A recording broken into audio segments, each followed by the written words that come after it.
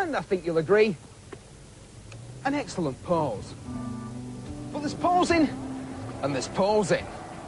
Like the latest Honda that displaces a stonking 1,520 cc's with 6 cylinders. The Valkyrie is scary.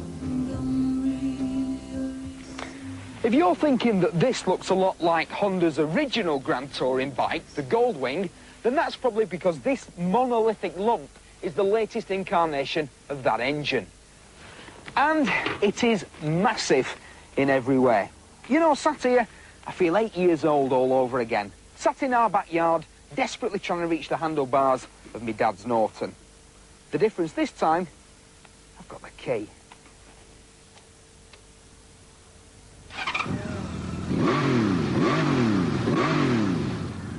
What else? Well, it rides better than any Harley ever made, and it'll cost around £12,000, but it looks $1 million.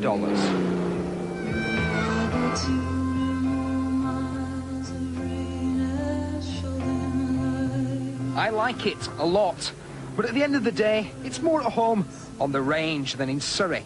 To ride a Leviathan like this, you need long, straight, wide roads, lots of canyons and that kind of stuff. And there's only one place for that, the place that this bike was built, the US of A. But the best thing about buying this bike in the States is that it comes with a proper name, Valkyrie.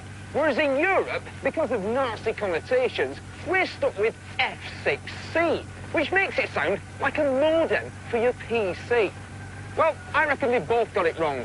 For a motorcycle of such imperial proportions, there could only be one name, the Honda Sumo.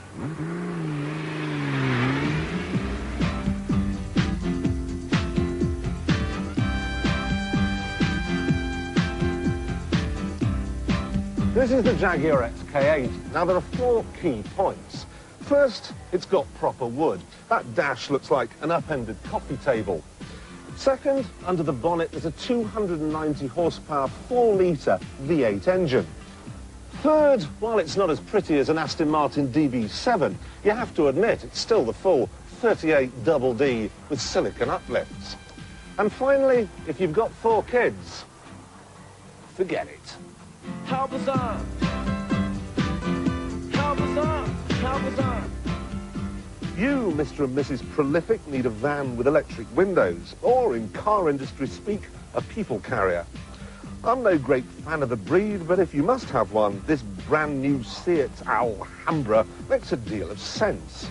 It's exactly the same as the Ford Galaxy and the VW Charan, same body, same seat, same dash, but it costs £2,000 less and comes with air conditioning as standard. If it had a value for moneyometer, it would be in the red zone. How bizarre! How bizarre! How bizarre! This, however, is more my cup of tea. It's the Daihatsu TRXX Avanzato R4. Quite a name, because it's quite a car. It was designed to beat Tokyo's traffic jams, so it's smaller than a paddling pool. But its performance is best described as Olympic. 660cc, 64 horsepower. It goes like stink. It's got 4-wheel drive, turbocharger. Seriously, if you gave me the choice between this fantastic pocket rocket and the Jaguar XK8 convertible, I'd take the Jaguar.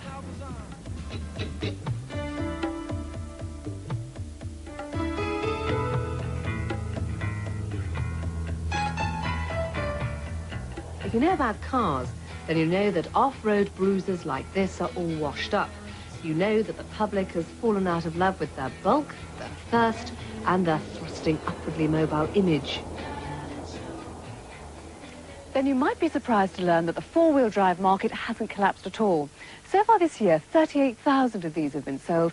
That's only 200 less than the same time last year. So rumours of the demise of the off-roader seem to have been greatly exaggerated.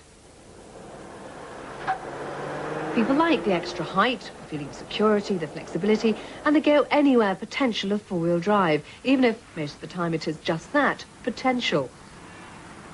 And the newest entry to the fray is Toyota's Land Cruiser, the Colorado. With prices from just under $20,000 to $33,000, the newcomer has driven straight into discovery country. The Colorado has 2 body styles, 3 trim levels, and a choice of 3-litre diesel and 3.4-litre petrol engines. On the road, both petrol and diesel models have a good turn of speed and less roll than many other off-roaders. The long wheelbase is a better drive. Its shorter brother tends to bounce a bit.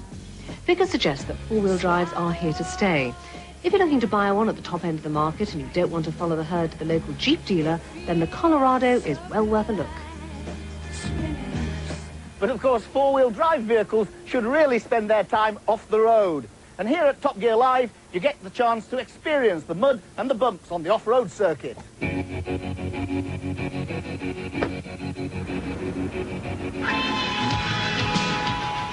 We're in first gear here, doing what, about 3 miles an hour. I feel like I want to change it up and get a bit of speed on. Is that not the right thing? It's not a fast sport off-roading, okay? Because you're reading the ground and you're reacting to what you see on the ground. If you can imagine doing, say, 30, 40 mile an hour along this, you would soon turn your vehicle over. Yeah, we're on the way to doing it now, I think. No, nowhere near. Trust the vehicle, okay? Don't accelerate, you slowly bring the clutch up and let the vehicle do this for you, okay? But totally off the clutch now.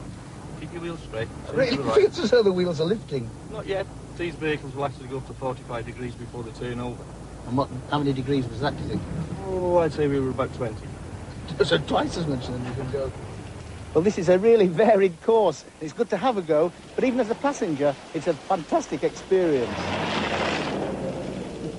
Hello. How did you enjoy that then? Oh, it's good fun, thank you. Yeah, very good. It's quite interesting not having to use the accelerator to come out of the mud hole and just let the engine and the torque pull you out. Not having been in a diesel Discovery before, it's interesting just to see what the thing will and won't do when it's in the hands of someone who knows what he's up to.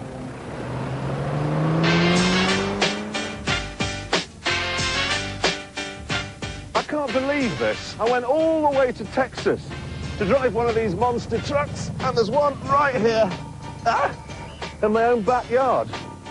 Well, I'm sorry, everyone, but I can't resist this. I'm going to use some more of the Earth's resources. A lot more.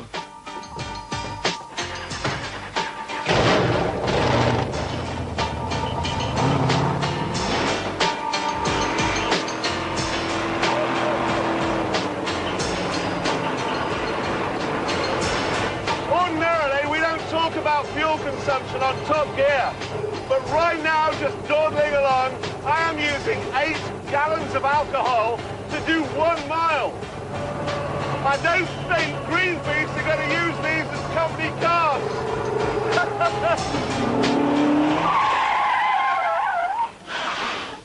One of the highlights of the show is Russ Swift's incredible precision driving display. But can we recommend you don't try this next time you go shopping? I mean, the engine is really nice and quiet. You can't hear the engine. Man, you get the tyres squealing and your knees knocking and things like that.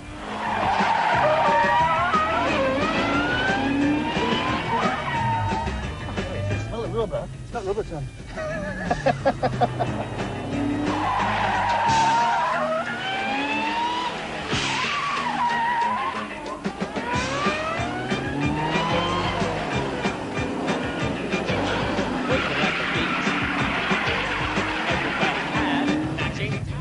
What are you doing? Oh. You've got to be good friends to do this. It wasn't a rock. What's a rock?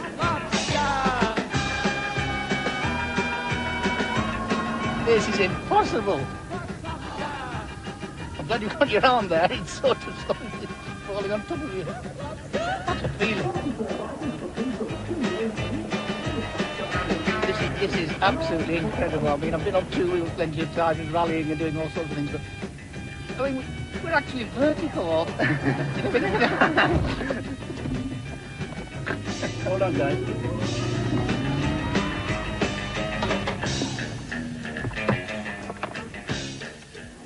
Follow that.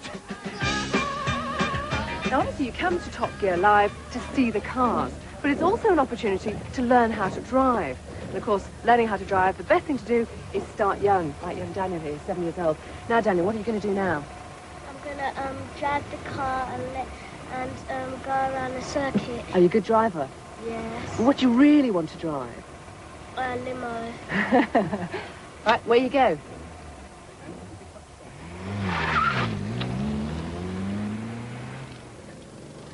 There's a chance to whiz around in karts or quads, whatever takes your fancy. And if that's not thrill enough, why not take to the Grand Prix circuit? Top Gear Live is the only place you get to drive the cars and not just look. Well, it was just a totally different impression of the circuit. I mean, we've normally watched it on air shots and didn't recognise any of the corners.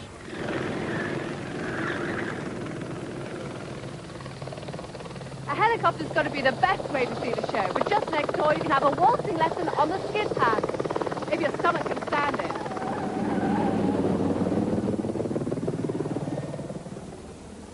There are millions of pounds worth of Ferraris here for Italiophiles. For those more